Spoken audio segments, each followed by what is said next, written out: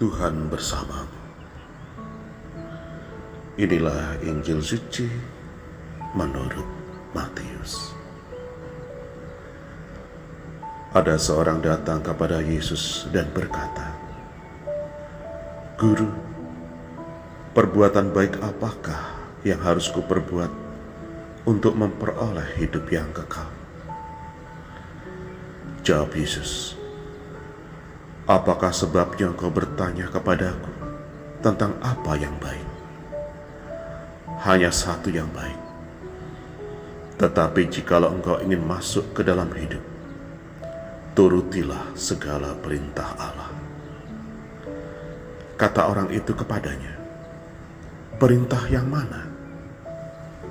Kata Yesus, "Jangan membunuh, jangan berzinah, jangan mencuri, jangan mengucapkan saksi dusta. Hormatilah ayahmu dan ibumu, dan kasihilah sesamamu manusia seperti dirimu sendiri."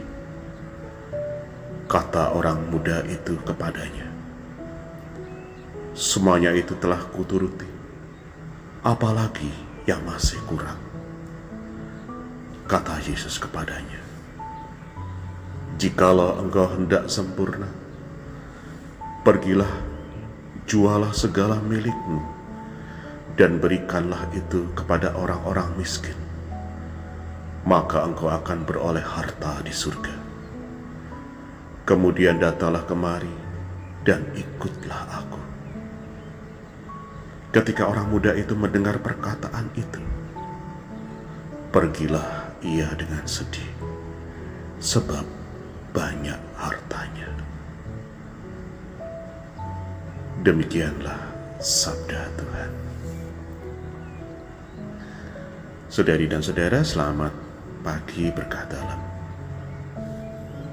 Mungkin kita terkejut mendengar bacaan Injil suci hari ini, lalu menafsirkannya demikian. Kalau kita tidak menjual segala harta milik, kemudian memberikan hasilnya kepada orang-orang miskin dan mengikuti Yesus, berarti kita tidak sempurna dan tidak alkitabiah. Mari kita lihat konteksnya. Tuhan Yesus menguji pemuda yang kaya itu pada titik terlemah dalam dirinya, yaitu kekayaannya. Mengapa? Karena ia tidak bersedia untuk mengutamakan Kristus lebih daripada hartanya. Apakah pernyataan Kristus berarti bahwa semua orang Kristen harus menjual semua miliknya? Tidak, karena kita juga harus memenuhi kebutuhan keluarga kita dan orang lain. Sekalipun demikian, kita harus bersedia untuk menyerahkan apa saja yang diminta oleh Kristus. Yesus memerlukan pembantu-pembantu yang secara khusus merelakan diri. Dari mereka itulah Yesus menuntut meninggalkan suka duka hidup berkeluarga dan kekayaan. Contoh yang jelas di dalam Perjanjian Lama adalah Ayub. Ayub adalah orang terkaya di Timur Tengah waktu itu. Tetapi kekayaannya itu bukan sumber sukacitanya. Ia tidak menaruh kepercayaannya pada kekayaan. Dan saya percaya hal yang sangat penting adalah di mana dan kepada siapa kita menaruh kepercayaan kita. Ayub menaruh kepercayaannya kepada Allah. Rasa aman Ayub bukan terletak pada rekening di bank ataupun properti yang besar, tetapi kepada Allah. Bukan kepada emas, tetapi kepada Tuhan. Itulah sebabnya ketika ia kehilangan segalanya, reaksinya adalah Tuhan yang memberi, Tuhan yang mengambil. Dalam hal ini pun Ayub hanyalah pengelolanya saja.